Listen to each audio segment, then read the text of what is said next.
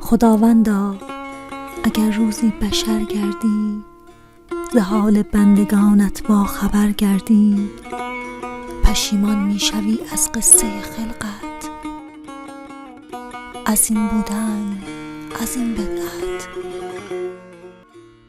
خداوندا تو مسئولی، خداوندا تو میدانی که انسان بودن و ماندن در این دنیا چه دشوار است، چه رنجی میکشد آن کس که انسان است و از احساس سرشار است.